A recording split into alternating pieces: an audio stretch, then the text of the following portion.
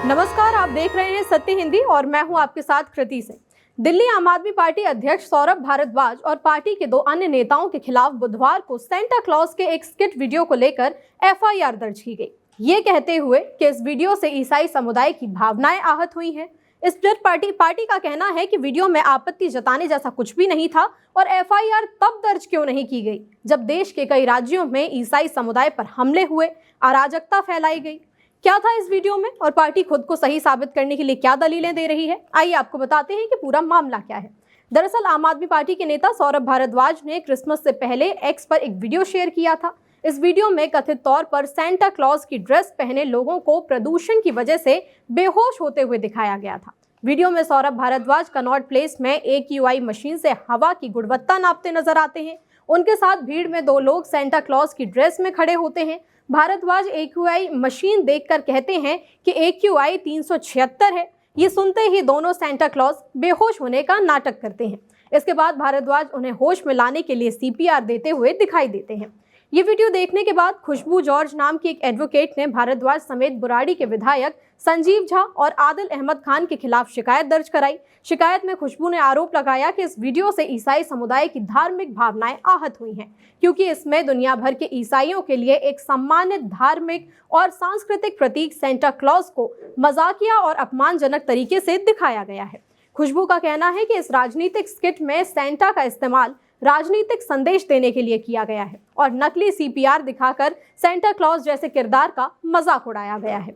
इस मामले पर अब आम आदमी पार्टी और बीजेपी आमने सामने आ गए हैं। आम आदमी पार्टी के नेता सौरभ भारद्वाज ने कहा कि जब से हमने बीजेपी की पोल खोली है तब से बीजेपी और केंद्र की उसकी सरकार बौखलाई हुई है। उन्हें लगा था कि AQI के आंकड़ों में हेरफेर कर लेंगे, दिन रात पानी का छिड़काव करेंगे, AQI मॉनिटर बंद कर देंगे, आंकड़े नीचे दिखा देंगे और दिल्ली वालों को बेवकूफ बना देंगे। लेकिन हमने अपने अलग अलग रचनात्मक तरीकों से, जिसमें सेंटा क्लॉज वाला स्किट भी शामिल था, दिल्ली की असल सच्चाई लोगों के सामने लाकर रख दी है। यही बात अब बीजेपी को चुभने लगी है।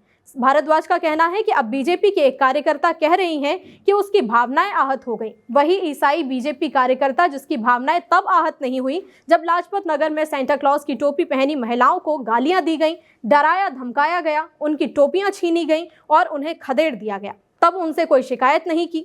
भारद्वाज ने सवाल उठाया कि जब छत्तीसगढ़ में खुली हिंसा हुई, उड़ीसा में गरीब लोगों को सेंटा क्लॉज की टोपियां बांटने और बेचने पर डराया धमकाया गया, तब भी किसी की भी भावनाएं आहत नहीं हुई। लेकिन जब हम लोगों ने ये सब किया तो हमें दबाने की कोशिश कर रहे हैं, पर हम उनकी कायराना हरकतों से डरने वाले नहीं हैं। हम इन्हें और ज़्यादा बेनकाब करेंगे।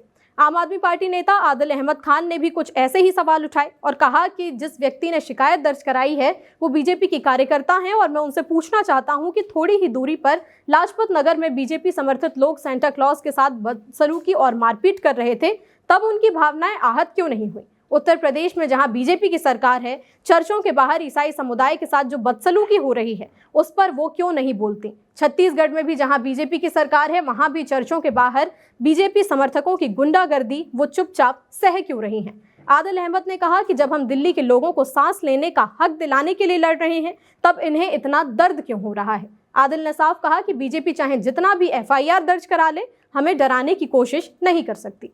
आम आदमी पार्टी के सांसद संजय सिंह ने कहा कि एक वीडियो के आधार पर बीजेपी के एक नेता ने FIR दर्ज कराई है, वहीं दूसरी तरफ बीजेपी समर्थक क्रिसमस के कार्यक्रमों में तोड़फोड़ कर रहे हैं और जबलपुर में बीजेपी के एक महिला नेता ने नेत्रहीन महिला को गालियां भी दी। बरेली में एक चर्च के बाहर हनुमान चालीसा का पाठ किया जा रहा है, लेकिन इसमें शामिल लोगों के खिलाफ अब तक कोई FIR दर्ज नहीं हुई है। वहीं दूसरी ओर बीजेपी अपना पक्ष साफ करने में लगी हुई है। इस मामले पर दिल्ली बीजेपी अध्यक्ष वीरेंद्र सचदेवा ने कहा कि अगर आप किसी भी धर्म के प्रतीकों का मजाक उड़ाते हैं या धार्मिक नफरत भड़काने की कोशिश करते हैं तो उसके नतीजे तो आपको भुगतने ही पड़ेंगे। राजनीति एक ऐसा क्षेत्र है जहां हर किसी को एक तय मर्यादा में रहना चाहिए। बीजेपी प्रवक्ता शहजाद पूनावाला ने कहा कि हर किसी को सरकार से सवाल पूछने का और मुद्दे उठाने का हक तो है, लेकिन किसी को भी किसी की धार्मिक आस्थाओं को ठेस पहुंचाने का अधिकार बिल्कुल नहीं है।